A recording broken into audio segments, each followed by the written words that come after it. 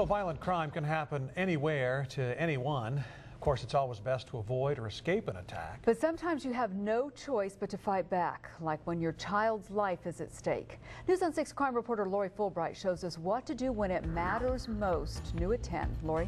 Well, Scott and Terry, we have 3 real-life situations where we show anyone how they can survive an attack. No special training needed, no conventional weapons.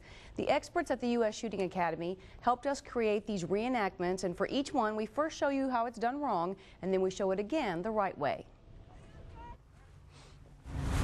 Okay, baby, go ahead and buckle up, and we're gonna head home for some lunch, okay? And we'll go to our play date.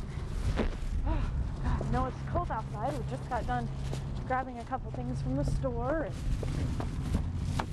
we're gonna head on the road. Is everything, you got it?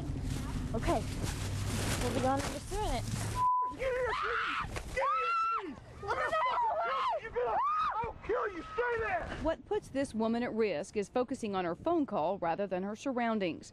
Because of that, she can't lock in on a threat that is approaching her, and that makes her easy pickings. If the carjacker takes her car, her daughter, who's already buckled inside, could be dead. Here's what happens when she does something as simple as putting away the cell phone and looking around. Okay. Go ahead and buckle up.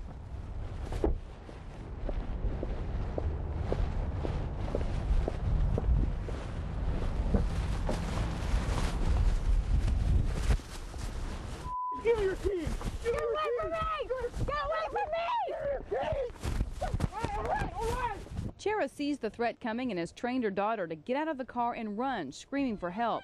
Someone help me, Mommy! Notice she also uses whatever she happens to have in her hands as a weapon. In this case, it's just a sack filled with items she purchased in a store. There is almost always a weapon of opportunity. A bag, an object we can throw her, strike her, distract with. Next is a woman who must strap her child into a car seat, which is a very vulnerable time for anyone.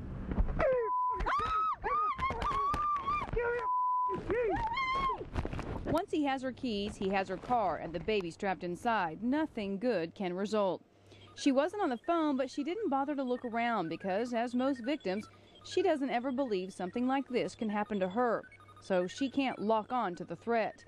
Each action she takes should trigger some type of awareness. Those mental triggers that say, hey, when I'm going to put my child in my car seat, everything I do, when I click a buckle or open the door, I'm going to look around. That's exactly what our mother does this time. She's following the most basic rule of staying safe. Each of us is responsible for our own safety, nobody else.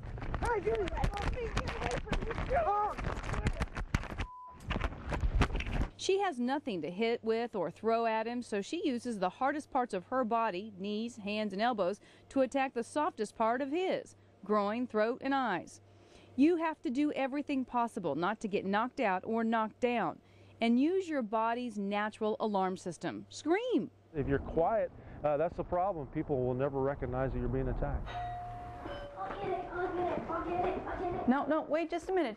Don't open it. We need to see who's there first, okay? Who is it? My name's Timothy. I'm with All-Star Magazine and newspaper sales.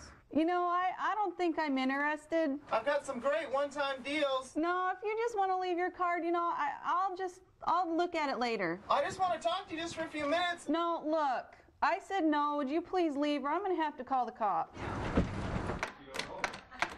I'm calling the police right now. Someone trying your doorknob is a threat. That's a pre-attack signal. Go to the room.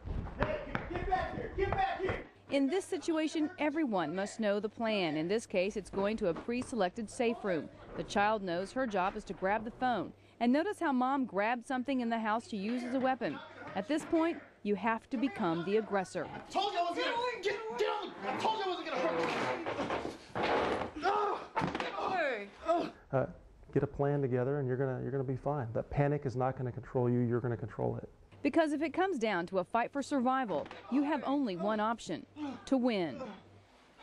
Many people worry about not only talking to their kids about something like this, but practicing. They're afraid it will scare them, but this is what we tell them, Scott and Terry. It's like a fire drill at school. Fires are scary, they're smoky, they can even be fatal, but schools find a way to teach kids about it and practice those drills, and it saves life, and this is really the same type of thing. Mm-hmm. Well, you're not just left standing there for those seconds that fade away. Now, how do you get that kind of training? Well, as you saw in the piece, the experts from the US Shooting Academy helped us. They teach all kinds of classes for kids, women, men, even even families. There is training. Their training is very practical, and if you want to go beyond basic self-defense, pepper spray, tasers, even guns, they teach all of that too. And you can find their website at the web version of this story at newson6.com. Very interesting. Thank you, Lori.